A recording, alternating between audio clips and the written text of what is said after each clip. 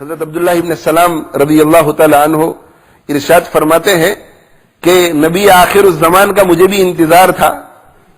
یہودی عالم تھے، تورات کے بہت بڑے عالم. تو عبداللہ ابن سلام رضی اللہ تعالی عنہ فرماتے ہیں کہ تورات میں نے آخری نبی کی بہت ساری علامتیں دیکھ رکھی تھی.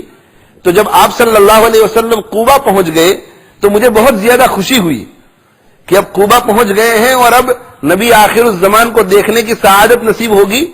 اور تورات میں ان کی جو علامتیں اور نشانیاں لکھی ہوئی ہیں ان نشانیوں کے ساتھ ان کا مقابلہ کروں گا، نشانیوں کا ان کے ساتھ مقابلہ کروں گا اور کمپیریٹو اسٹڈی کر کے میں اس نتیجے پر پہنچ سکوں گا کہ اللہ کے سچے نبی ہے یا نہیں.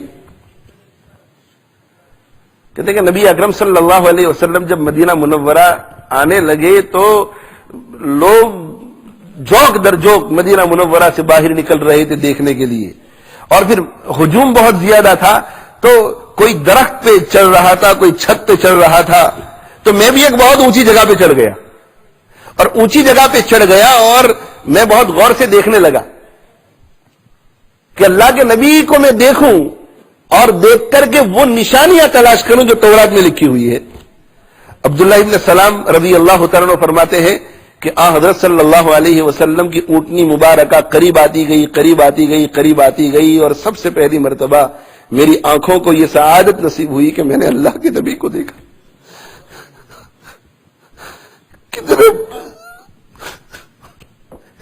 کتنی سعادت مند تھی وہ آنکھ. اللہ ہمیں بھی اس دنیا میں اللہ کے نبی کی زیارت نصیب فرمائے اور اللہ تعالیٰ قیامت کے دن ہمیں ان کی رفاقت سے محروم نہ رکھے. میرے بھائیوں، جو دین کو پکڑ کے چلے گا، اللہ کے نبی کی سنتوں کو گلے لگا کر چلے گا، وہ اللہ کے نبی کے حوض کوثر سے پانی پیے گا. مگر جو اللہ کے نبی کے دین کا خیال نہیں رکھے گا، اللہ کے نبی کی سنتوں کے جنازے اپنے گھروں سے نکالے گا، بدعتوں میں مبتلا ہوگا، خلاف شرع کام کرے گا، تو ایسے شخص کے لیے بخاری شریف کی حدیث میں وعید ہے کہ اللہ کے نبی صلی اللہ علیہ وسلم کی طرف آپ کی امت کے کچھ افراد لپکتے ہوئے جا رہے ہوں گے حوض کوثر سے پانی پینے کے لیے، اور بالکل قریب پہنچ چکے ہوں گے. اللہ کے نبی صلی اللہ علیہ وسلم پانی پلانے کی تیاری کر رہے ہوں گے کہ فرشتے بیچ میں حائل ہو جائیں گے اور انہیں روک دیں گے. اللہ کے محبوب پیغمبر صلی اللہ علیہ وسلم ارشاد فرمائیں گے، انہیں آنے دو، یہ تو میرے امتی ہے، میں ان کی پیاس بجھانا چاہتا ہوں. تو فرشتے کہیں گے کہ اللہ کے رسول صلی اللہ علیہ وسلم، انک لا تدری ما احدث بعدک، آپ تو دنیا سے جا چکے تھے، آپ کو پتہ نہیں ہے کہ انہوں نے آپ کے دین کے معاملے میں آپ کے انتقال کے بعد دنیا میں رہتے ہوئے کیا کیا تھا. کہ نام کے امتی تھے، نام کے، کام کے نہیں. یہ آپ کے مذہب کو بدنام کرنے والے لوگ ہیں، آپ کی تعلیمات پر چلنے والے نہیں. نام کے مسلمان، بدعتوں میں، خرافات میں مبتلا ہونے والے، آپ کے احکام کو توڑنے والے، آپ کی سنتوں کے جنازے نکالنے والے. اللہ کے محبوب پیغمبر صلی اللہ علیہ وسلم جن کی رحمت سمندر کی موجوں کی طرح جوش مار رہی ہوگی اس دن. حضرت انس رضی اللہ تعالیٰ عنہ فرماتے ہیں کہ میں نے اللہ کے نبی صلی اللہ علیہ وسلم سے عرض کیا، یہ اللہ کے نبی صلی اللہ علیہ وسلم، یہاں جب ہمیں تھوڑی بہت بھی تکلیف ہوتی ہے ہم فوراً دوڑتے ہوئے آپ کی خدمت میں حاضر ہو جاتے ہیں، آپ کے چہرے انور کو دیکھتے ہیں، ہمارے دلوں کو سکون ہو جاتا ہے، آنکھیں ہماری ٹھنڈی ہو جاتی ہے، ساری مصیبتیں کافور ہو جاتی ہے. قیامت کے دن کی ہولناکی، وہاں کی مصیبت، وہاں اگر ہم کسی پریشانی میں، الجھن میں مبتلا ہو گئے، ہم آپ کو کہاں تلاش کریں گے؟ اس مصیبت کے دن کہاں تلاش کریں گے؟ اللہ کے نبی صلی اللہ علیہ وسلم نے ارشاد فرمایا کہ اے انس، اگر تم مجھے قیامت کے دن تلاش کرنا چاہو تو تم حوض کوثر کے پاس آنا، اس لیے کہ میری امت کے افراد پیاسے تڑپتے ہوئے میرے پاس آ رہے ہوں گے اور میں حوض کوثر سے ان کی پیاس کو بجھا رہا ہوں گا. اے انس، اگر تم حوض کوثر کے پاس جاؤ اور مجھے نہ پاؤ تو پھر تم میزان پر آنا جہاں میری امت کے نامہ اعمال تولے جا رہے ہوں گے. میں جہاں کہیں دیکھوں گا کہ میری امت کے کسی گنہگار کا بائیں طرف والا پلڑا جھک رہا ہے تو دائیں طرف والے پلڑے میں اپنا ہاتھ رکھ کر اسے جھکا رہا ہوں گا.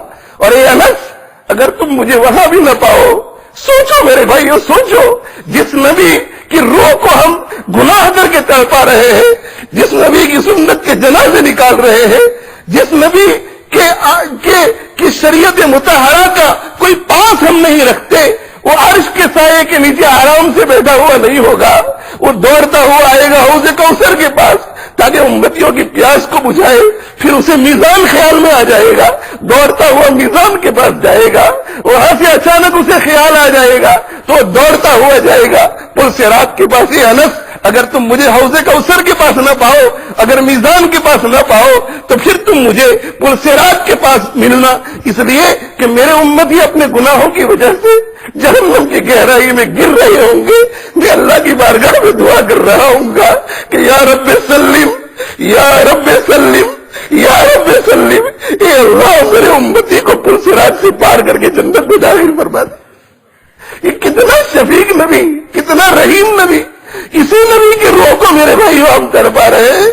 بیوی کو خوش کرنے کے لیے، ماں باپ کو خوش کرنے کے لیے، دوستوں کو خوش کرنے کے لیے، ہمارے رذیل نفس کو خوش کرنے کے لیے، ہمارے دشمن شیطان کو خوش کرنے کے لیے اگر ہم کر پاتے ہیں تو ہمارے محبوب پیغمبر کو تڑ پاتے ہیں، محسن اعظم کو تڑ پاتے ہیں۔ میرے بھائیو سوچو کتنی نے کیا ہے اللہ کے نبی کی شفاعت کے بغیر قیامت کے دن کیسے کامیابی ہوگی؟ اگر اس نبی کو تڑ پاتے رہے تو کس منہ کو لے کر اس نبی کے پاس جاؤ گے؟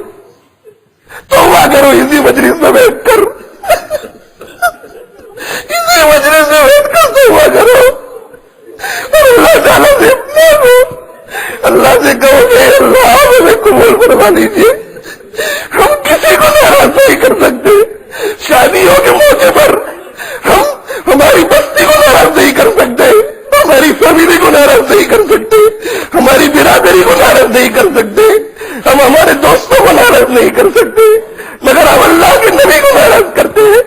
ان کی روح میرے بھائیوں، حدیث میں آتا ہے کہ ہر پیر کے دن، ہر جمعرات کے دن امت کے اعمال نبی کے سامنے پیش کیے جاتے ہیں۔ جب سلیم کا نام اعمال کھلتا ہوگا، ابراہیم کا کھلتا ہوگا، اسماعیل کا کھلتا ہوگا، احمد کا کھلتا ہوگا، اور اس میں سیاہی سیاہی اللہ کے نبی دیکھتے ہوں گے، ان کی کمر میں کتنی روح تڑپ رہی ہوگی۔ میرے بھائیوں، ہم عمرے کے لیے جاتے ہیں، حج کے لیے جاتے ہیں، اللہ کے نبی کی سنتوں پر استوا چلا کے شراب پڑھنے کے لیے جاتے ہیں، اس محبوب آقا کو کتنی تکلیف ہو رہی ہوگی۔ داڑھیوں کو مڈواتے ہیں، داڑھیوں کو کاٹتے ہیں، ہزاروں آدمی بغیر داڑھی کے جاتے ہیں، اس آقا کو کتنی تکلیف ہو رہی ہوگی۔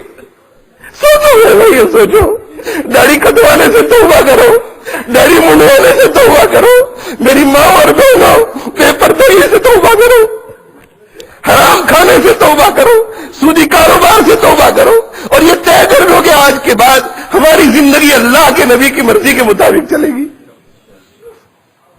بہت شفیق، بہت شفیق، بہت رحیم، بہت رحیم میرے بھائیوں۔